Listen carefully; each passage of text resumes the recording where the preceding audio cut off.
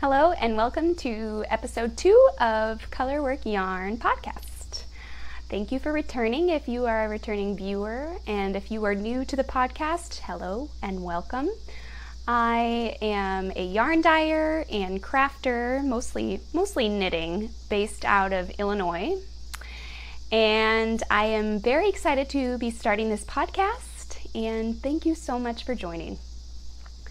I will go ahead and start with my finished objects. Now, since I last podcasted, which was 2 weeks ago, I don't have any freshly finished objects, so I thought I would share with you a past finished object. This is probably my most used hand knit. So it is called the Compass Shawl by Shannon Cook. Yes, Shannon Cook. And this is the shawl. It is triangular, most obviously. And I love it so much. It has a beautiful texture.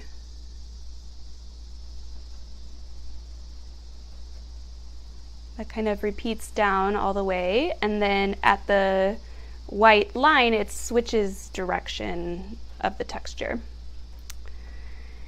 And some details about this. I used Cascade Eco Cloud yarn for this, which is a 70% merino, 30% alpaca. Now, I have a bit of a sensitivity to alpaca. I find it to be extremely itchy. When I feel it with my hands, it feels quite soft, but next to my neck, it's very itchy and makes me kind of splotchy, which is not a hard thing to do with my fair skin, but I tend to stay away from 100% alpaca things because of that. But I find this blend of merino and alpaca to be quite enjoyable. I still get a little, tiny sense of pricking a little bit from the alpaca, but certainly not enough to keep me from wearing this. And it's also extremely warm because of that alpaca content. Alpaca is actually warmer than wool, believe it or not. So it's extremely useful. It can be worn in a lot of ways. My favorite way to wear it is just draped over the shoulders. I'll show you. Just kind of thrown over the shoulders this way. And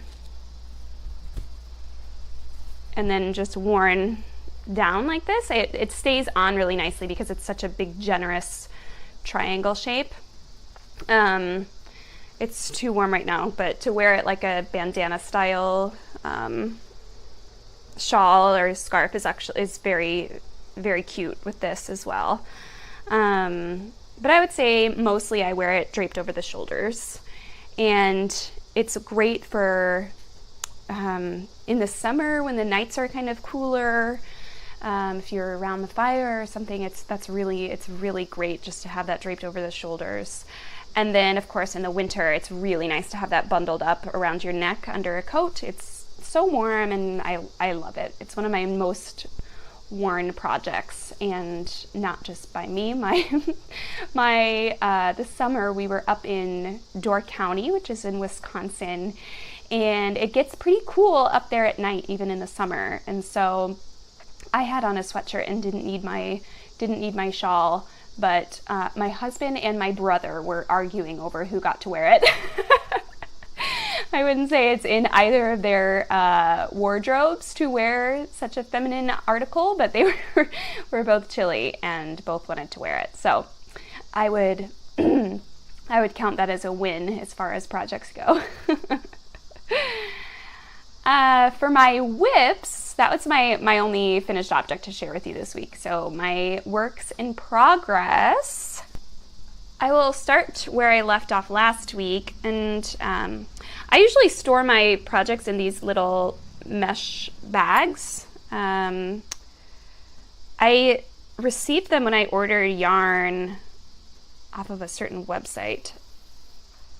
I want to say the website is loveknitting.com or something like that. And they have the workhorse yarns, you know, Cascade and that kind of thing, and you can order them in large quantities, and then they send them in this cute little mesh bag that I just save and use as project bags. I don't have any like Etsy project bags or anything like that. I love them. I think they're beautiful. I don't have any, and I just use these little mesh bags, and they work quite nicely. Anyway, in that bag, I have my Puntilla Sweater, which I have made a considerable amount of progress on. At my last project, or my last podcast, I was not done with the body yet, but I have finished the body. That's the end. It needs to be blocked, obviously. And then I've done the neckline and sleeve number 1. I have a little safety pin as my progress keeper on here. I haven't woven in any of the ends, obviously, but I will say on the body hem, I used standard 1x1 ribbing. And I don't know if it's my tension or if this is just expected, but my ribbing when I'm working top down is very stretched. And I went down, I believe, 2 needle sizes, if maybe 1, but I believe 2. And for whatever reason, the stitches are just very stretched, and I don't like that. I don't like the way that looks. I might go back and finish and redo it, because I did the arms in a twisted rib. So the knit stitches are knit through the back loop. And I think that looks a lot better. I like the finish of that better.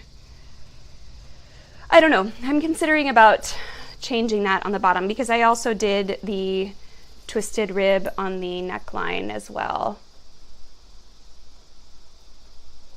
And I like the way that looks better. I'm not sure it's going to bother me enough on the bottom that I'll change it. I don't know. I'll probably go back and forth in my head many, many times. But, so I have 1 sleeve left, and then the lace detailing along the bottom. So there's a lace detailing under the bottom ribbing of the bottom of the body, and then under the cuffs of the sleeves as well. And I've seen a few Puntilla sweaters without that lace detailing, and they look nice, but I love the lace detailing. In my opinion, it makes the sweater. So the yarn I'm using is Madeline Tosh in the Astrid Gray colorway for the main colorway, and then for the lace detailing, I'll be using the El Greco colorway, which is a beautiful dark blue, kind of denim-y blue. I love that colorway. It's one of my favorites. So that's that. That's my progress on that. I've made quite a bit of progress, considering I've been working on that project very long term. It's been kind of a long-term project that I work on in between when I'm not making anything else. And then speaking about it last week was like my motivation that I need to finish that project. I'm really excited for the finished project, and having it this winter will be quite special. So I'd like to finish that and get that done. With that said, I've also started another project and am halfway done. It's a sock project, and this is sock number 1. I love the yarn. It's self-striping, which makes any sock project more impressive. I'm using a simple Cascade Heritage Print yarn, and it is 75% superwash merino, 25% nylon. This is the ball band for that. It's a good price point for this yarn. I don't tend to spend too much on sock yarn. Famous last words. Sometimes I do. But I like the cheaper sock yarns, because socks wear out. You have to make many of them. So anyway, this is my simple vanilla sock recipe, if you will. I do 15 rows of, again, that twisted rib, which I love the way that looks. I think on this one I did 60 rows for the leg, and then I do the heel flap and gusset from Hermione's Everyday Socks. I love the way that looks, and especially with the vanilla stitches here of the stockinette, and then the just slight pattern of the heel flap, and then the heel turn, and then the gusset hides pretty well in the self-striping yarn. And then I do, I don't know, the row count depends on the size that I'm making.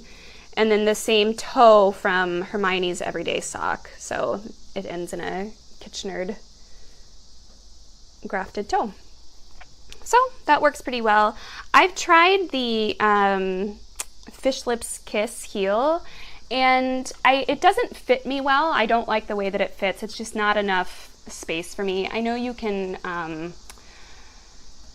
there are ways to make it for a deeper inset, but I prefer the standard heel flap and gusset. I find the fit nicer for me.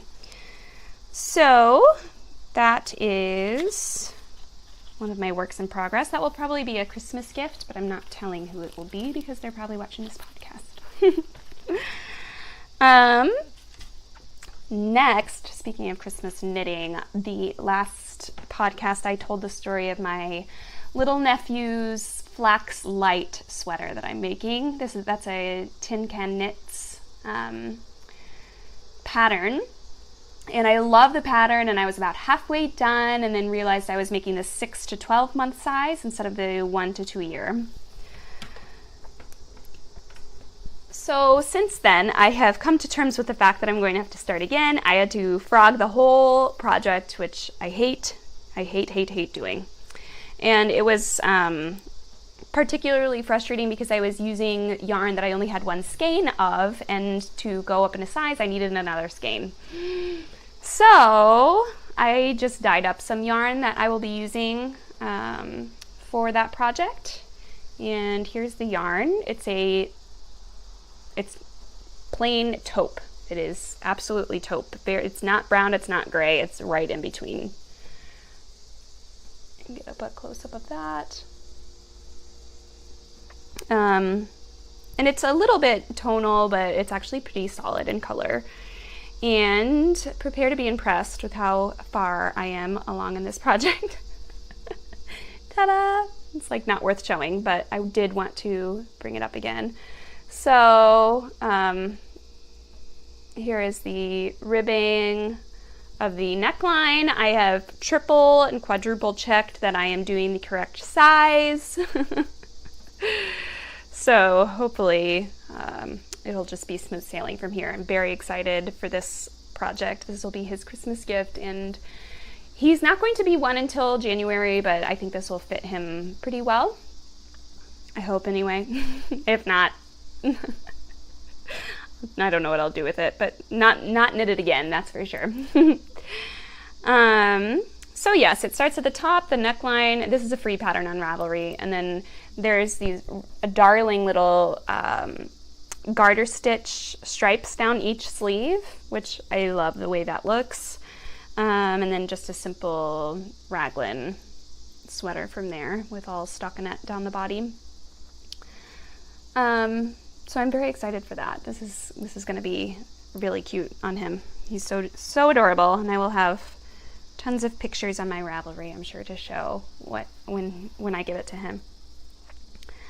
So those are my works in progress, and with 2 Christmas knitting presents, it brings me to my next topic, which is the ColorWork Christmas Cal.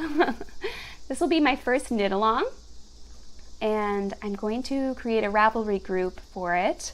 But to get into the Christmas knitting groove, I want to do a Christmas knitting knit along. So there aren't many rules. Whips are allowed. I'd say the only rule is that it has to be a gift for someone else. So it's, you can, Christmas gifts for yourself are awesome, but for this specific knit along, let's do gifts for someone else. Dimitri? Okay, I had to wrangle my cat. So gifts for other people is the only specification. You can do as many gifts as you'd like, and each one would be a different entry. And we'll do this up until, let's see, today's September. Let's do this through the end of October. That gives us 2 months for this cal.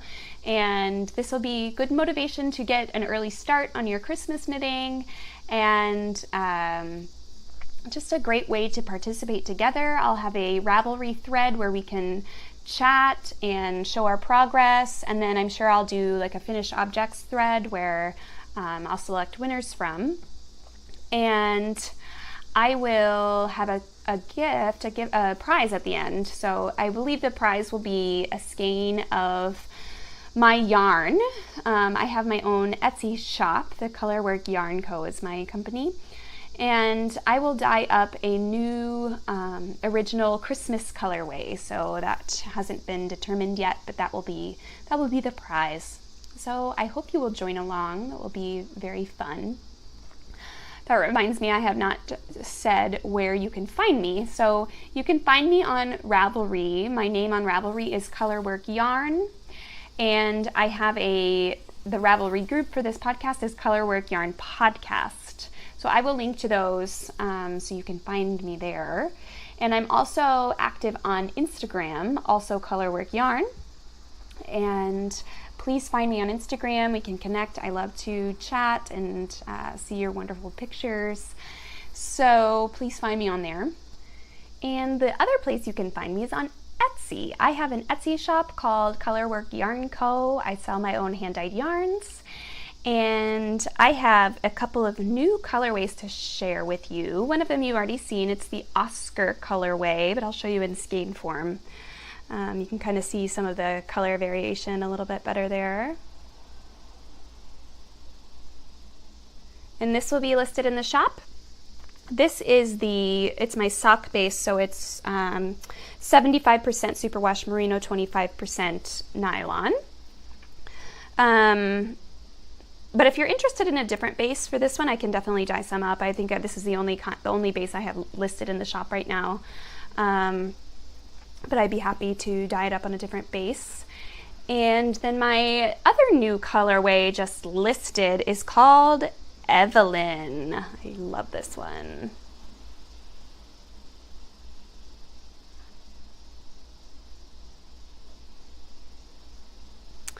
And Evelyn is just an ultra romantic colorway. It looks like Valentine's Day in a yarn. It is a like antique pink base, and you get some variations of quite light pink and then a little bit more antique-y spots there, and then a rich cranberry speckling. And it's named Evelyn because I was married in a chapel called Evelyn Chapel. So romance, love. This is the Evelyn colorway, named after that. So that's also available in my shop, as well as some other goodies that you'll just have to go over there and check out. All right, that brings me to the end of all of my crafty goodness. I will do a quick little chit-chat section. Today is Labor Day in the US, so I have the day off. I work in a insurance company and full-time, so I am pretty busy with that. But when I have a holiday, I love to relax and knit and dye yarn and just really indulge in all of my favorite things to do. So this morning I made a really wonderful egg casserole. We went to visit my in-laws this weekend, and they have chickens. So they have amazing eggs that they are so generous and share with us, and as well as a huge garden. I mean, they do the majority of their eating from their own garden in the summer, and then throughout the rest of the season they do some preserving of vegetables and things like that. But so anyway, we got a really wonderful bounty of fresh eggs and the end of the season tomatoes and some peppers and beans and what else did I, and some spinach. So I feel really, really blessed in the produce department. I love vegetables, so I'm going to be spending some time in the kitchen today and then just knitting and relaxing with my husband. It's going to be a great day, and it's really, really so nice to have days like this before going back to work again. So if you are celebrating Labor Day today, I hope you had a wonderful weekend and got to do something that makes you happy. And that same goes if you're not celebrating Labor Day. I hope you got to do something wonderful. So thank you so much for watching, and I will see you next time. Bye.